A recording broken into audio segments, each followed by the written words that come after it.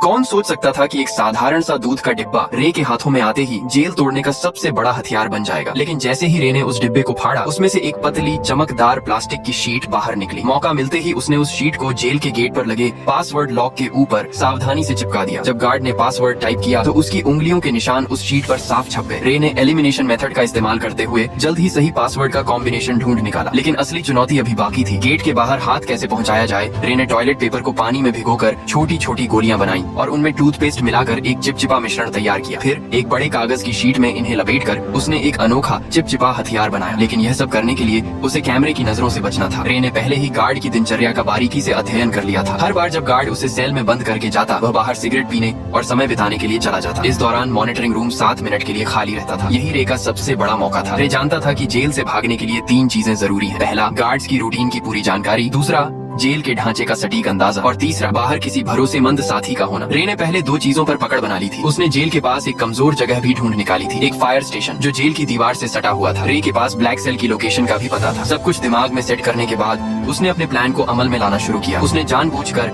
एक कैदी पर हमला कर उसे घायल कर दिया। जैसा उसने सोचा था वैसा ही हुआ। गार्ड्स ने उसे सजा के तौर पर ब्लैक सेल में डाल दिया। जब गार्ड खाना देने आया, रे ने चुपके से कागज की गोली छोटी खिड़की के ताले में डाल दी, जिससे वह आसानी से खुल गई। पासवर्ड सिर्फ 4 अंकों का था, जिसे रे ने चुटकियों में क्रैक कर लिया। ब्लैक सेल से निकलते ही उसने मॉनिटरिंग सिस्टम को हैक कर 1 मिनट पुराना फुटेज चला दिया ताकि गार्ड्स को कुछ पता न चले। इसके बाद उसने फायर स्टेशन से जुड़ी वेंटिलेशन पाइपलाइन को खोज निकाला। जब गार्ड सिगरेट पीने में व्यस्त थे, रे उस पाइप के रास्ते रेंगता हुआ बाहर निकल गया। बाहर उसकी साथी पहले से ही तैयार थी। उसने एक छोटी कार में विस्फोट कर दिया, जिससे फायर अलार्म बज उठा। गार्ड्स ने सीसीटीवी फुटेज चेक की, लेकिन सब कुछ सामान्य दिखा। इस बीच रे फायर स्टेशन में दाखिल हो चुका था। उसने जल्दी से एक फायर फाइटर की वर्दी चुराई और फायर ट्रक के नीचे छुप गया। अफरा तफरी का फायदा उठाकर वह ट्रक के साथ घटना स्थल तक पहुंचा और वहां से अपनी साथी की गाड़ी में बैठकर साफ बच निकला। ये रे की 14वीं जेल ब्रेक थी, जहां यह खुलासा होता है कि वह कोई नॉर्मल अपराधी नहीं था। उसका असली काम जेलों की सिक्योरिटी सिस्टम को टेस्ट करना था। असल में वह एक सिक्योरिटी कंपनी का ओनर था, जिसकी वजह से वह नकली कैदी बनकर जेलों में घुसता और अपनी काबिलियत से बाहर निकलकर यह प्रूफ करता था कि जेल की सिक्योरिटी सिस्टम में सुधार की जरूरत है या नहीं। वह इतनी जेलों से भाग चुका था कि लोग कहने लगे कि यह बंदा किसी भी जेल को एस्केप कर सकता है। एक दिन सीआईए के लोग उसके पास आए और कहा कि उसे एक बहुत कड़ी और खुफिया जेल में जाना होगा, जिसका नाम या लोकेशन किसी को बताने का आर्डर नहीं था। ये मिशन बहुत खतरनाक था। बावजूद इसके रे मान गया, क्योंकि उसे लाखों डॉलर का यह ऑफर वर्थ इट लगा। कौन जानता था कि पैसा सच में इंसान से कुछ भी करवा सकता है। उन्होंने रे को एक नई पहचान और एक सीक्रेट एग्जिट कोड दिया, जिसका इस्तेमाल वह अगर कुछ गलत हो तो भागने के लिए कर सकता था। जाने से पहले उन्होंने उसके शरीर में एक ट्रैकिंग डिवाइस भी लगाया। जल्दी ही वह दिन आ गया जब उसे जानबूझकर अरेस्ट होना था, लेकिन अचानक कुछ लोगों ने उसे अगवा कर लिया और इलेक्ट्रिक शॉक दे दिया। इससे पहले कि उसे कुछ समझ आता, उन्होंने उसके हाथ से ट्रैकिंग डिवाइस को निकाल दिया और उसे बेहोश कर दिया। जब उसकी आंखें खुली तो उसने खुद को एक अजीब सी जेल में पाया, जिसमें हर रूम कांच का बना हुआ था और वहाँ हर जगह कैमरे थे। उसके आसपास सभी कैदियों को भी ऐसे ही 24 घंटे सुपरविजन में रखा गया था। ये जेल पूरी तरह से हवा में लटकी हुई थी, जिससे कोई भी कैदी जमीन खोदकर भागने का सोच भी न सके। यह देखकर रे को तुरंत समझ आ गया कि वह एक बुरी सिचुएशन में फंस चुका है। वहाँ से जितना जल्दी हो सके निकलने के लिए उसने सीक्रेट कोड बोला, लेकिन जेल का जेलर एक टेढ़े दिमाग का आदमी निकला। उसने बिना कुछ सुने रे को फिर से बंद कर दिया। अब यहाँ ये राज सामने आता है कि जेलर किसी ऐसे आदमी से मिला हुआ था जो रे का दुश्मन था। कुछ देर बाद उसने देखा कि यहाँ के गार्ड्स पूरी तरह से हथियारों से लैस हैं और चेहरे पर काले मास्क लगाकर घूमते हैं, और गार्ड्स की संख्या भी कैदियों से कई ज्यादा थी, जिसकी वजह से उनका जब मन करता वे किसी को भी मारने या पीटने लग जाते। वहीं कैदियों को टॉर्चर करने के लिए एक भयानक कमरा बनाया गया था, जहां अंदर जाते ही तेज रोशनी से आंखें चकाचौंध हो जाती थी। इसके अलावा वहां का तापमान भी बहुत ज्यादा था, लेकिन इसके बावजूद दर्द को सहते हुए रे जैसे तैसे पूरे कमरे की जांच पड़ताल करने लगा। तभी मुआयना करते हुए उसकी नजर फर्श पर स्टील प्लेट से जुड़ी कील पर पड़ी। उसी मोमेंट उसके दिमाग में एक आइडिया आया। बाहर निकलने के बाद उसने प्लान बनाना शुरू कर दिया। अब जेल से बाहर निकलने के लिए उसे किसी की सख्त जरूरत थी। जैसे ही उसने अपनी पहचान बनानी शुरू की, तभी टाइसन नाम का एक आदमी उससे दोस्ती करने आ गया। उसकी आंखों में अलग ही चमक थी। उसने सीधे पूछा, क्या चाहिए तुझे? रे ने भी कुछ नहीं छुपाया और सीधा कहा, मुझे एक चमकदार आयरन शीट चाहिए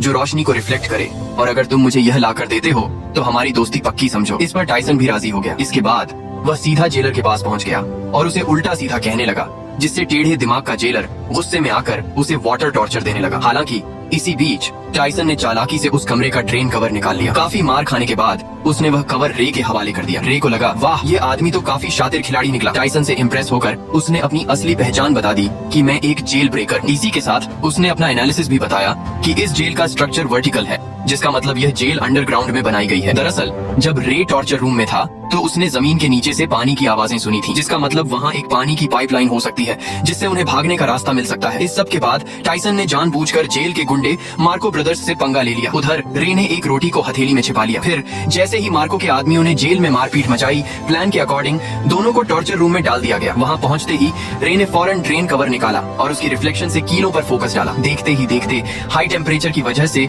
वे कीलें पिघल कर बाहर निकलने लगी और एक एक करके कुछ ही सेकंडों में उसने सभी को निकाल लिया। फिर उसने रोटी का टुकड़ा मुंह में डालकर टाइसन को इशारा किया ताकि वह गार्ड का ध्यान अपनी तरफ खींचे। इसके बाद टाइसन ने अपना काम शुरू कर दिया, जिससे जेलर का ध्यान उसकी तरफ चला गया। वहीं रे ने तुरंत गीली रोटी को सीसीटीवी कैमरे पर चिपका दिया ताकि अंदर की फुटेज न दिखे। फिर वह फ्लोर से नीचे उतर गया और पाइपलाइन में चढ़ते हुए आगे बढ़ने लगा, लेकिन बदकिस्मती से रास्ते में गलती से एक तार टूट गया जिससे पानी बाहर आने लगा। आखिरकार जब वह ऊपर पहुंचा तो उसके पैरों तले जमीन खिसक गई, क्योंकि यह जेल जमीन के नीचे नहीं बल्कि समुद्र के बीचों बीच पानी की एक विशालकाय शिप में थी, जहाँ से भाग पाना नामुमकिन था। इस बीच पानी लीक होकर जेल के अंदर भरने लगा, जिसकी वजह से टॉर्चर रूम के कैदियों को रिहा कर दिया गया। खुशकिस्मती से रे गार्ड्स की नजरों से छिपकर समय पर वापस आकर बच गया। हालांकि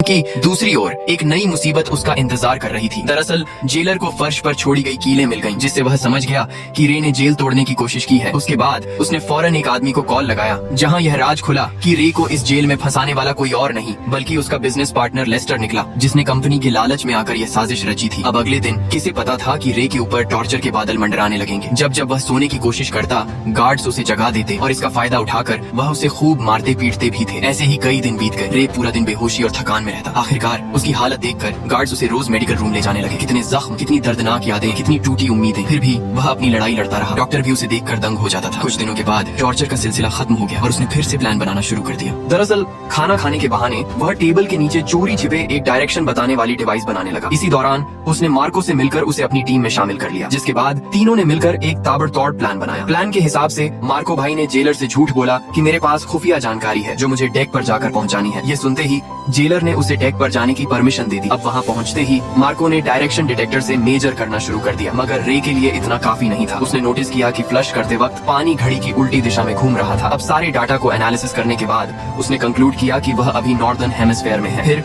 एक नए आए कैदी से पूछने पर पता चला कि अभी नवंबर का महीना चल रहा है। इसके बाद रे ने अपने बॉडी टेम्परेचर को ध्यान में रखकर अनुमान लगाया कि वहाँ का तापमान जरूर मोरक्को तट के आसपास का होगा। इतनी मशक्कत के बाद आखिरकार अंत में जाकर उन्होंने क्लियर लोकेशन का पता लगा ही लिया। हालांकि लोकेशन पता होने के बावजूद वे वहाँ से निकलते भी तो कैसे। तभी टाइसन ने कहा कि अगर हम किसी तरह से बाहर मौजूद मेरे आदमियों तक मैसेज भेज सकें तो हमें यहाँ से निकलने से किसी का बाप भी नहीं रोक सकता। उसकी बातें सुनकर रे को लगा कि इस जेल का डॉक्टर शायद उसकी मदद कर सकता है। उसके बाद उन्होंने एक प्लान बनाया, जिसके अकॉर्डिंग टाइसन ने जानबूझकर रे पर हमला कर दिया, जिससे वह डॉक्टर के पास जा सके। ऐसे ही कई दिनों तक रे बीमार होने का नाटक करके रोजाना डॉक्टर के पास जाने लगा। डॉक्टर को भी रे का दर्द बर्दाश्त नहीं हुआ और वह उसकी मदद करने के लिए राजी हो गया। अब यहाँ यह खुलासा होता है कि दरअसल डॉक्टर भी यहाँ उम्र कैद की सजा काट रहा था, इसलिए उसने रे को उसके परिवार से मिलाने आज हम आपके सामने लाए हैं एक बेहतरीन मूवी, जिसमें एक कैदी खुद को सरवाइव कैसे करेगा इस दुनिया में।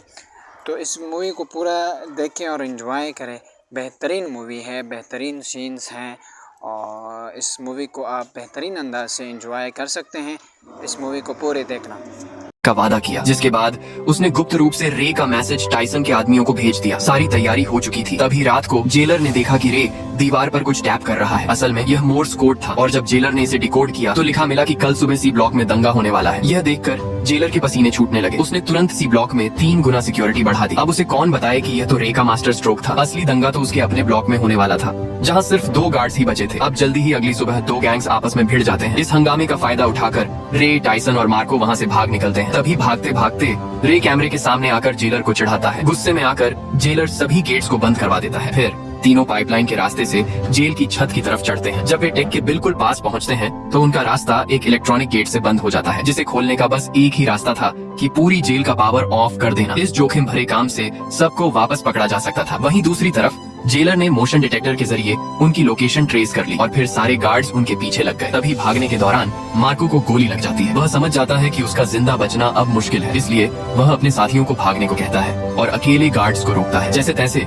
रे नीचे पावर रूम तक पहुंचकर पूरे शिप का पावर ऑफ कर देता है और ऊपर गेट खुलते ही टाइसन तुरंत डेक तक पहुंच जाता है। खुशकिस्मती से वहां हेलीकॉप्टर भी पहुंच चुकी थी, लेकिन टाइसन के मजबूत इरादों की वजह से वह रे को अकेला छोड़कर जाता भी तो कैसे। उसने मशीन गन उठाई और सामने आने वाले गार्ड्स पर गोलियां चलानी शुरू कर दी। वहीं दूसरी तरफ रे छुपकर पानी के एक टैंक में घुस गया जहां उसे ढूंढ पाना मुश्किल था। यह देखकर जेलर ने तुरंत आदेश दिया कि शिप को दोबारा रिस्टार्ट करो, जिससे जिस पानी के टैंक में रे छुपा था वह अपने आप फ्लश होने लगा, जिससे रे फौरन समुद्र में जा गिरा। रे का दिमाग देखकर जेलर के तो होश ही उड़ गए। वहीं इधर टाइसन ने एक बंदूक उसकी तरफ फेंकी। रे ने तुरंत कैच किया और कुछ गोलियां फायर कर दी, जिससे जेलर के पीछे रखे तेल के ड्रम फट गए। इसी के साथ जेलर की वही मौत हो गई। अब सब कुछ शांत हो गया और वे दोनों अफ्रीकन तट पर पहुंच गए। अचानक सामने से एक गाड़ी आई जिसमें से एक लड़की उतरी। वह लड़की और कोई नहीं बल्कि जेसिका निकली, जिसने रे को यह मिशन का ऑफर दिया था। तब रे को पूरी बात समझ आई। ये सारा प्लान टाइसन की बेटी का था। दरअसल जेसिका ने अपने पिता को बचाने के लिए उसे जेल में भिजवाया था और रे की चालाकी से उसे बाहर भी निकलवा लिया। आखिरकार रे के चेहरे पर एक प्यारी सी मुस्कान खिल उठी और ऐसे ही संघर्ष और हार न मानने के जज्बे से वे लोग अपने परिवार से वापस मिल सके। यही मुलाकात इस खूबसूरत फिल्म का अंत बन गई। तो दोस्तों, आशा है आपको कड़ी मेहनत और उम्मीद से भरी ये मूवी पसंद आई होगी। अगर पसंद आई है तो प्लीज नीचे आ रही इन वीडियोस को भी जरूर देखें और वीडियो को लाइक करके चैनल को सब्सक्राइब कर लें, जिससे आपको और भी मूवीज देखने मिल सके।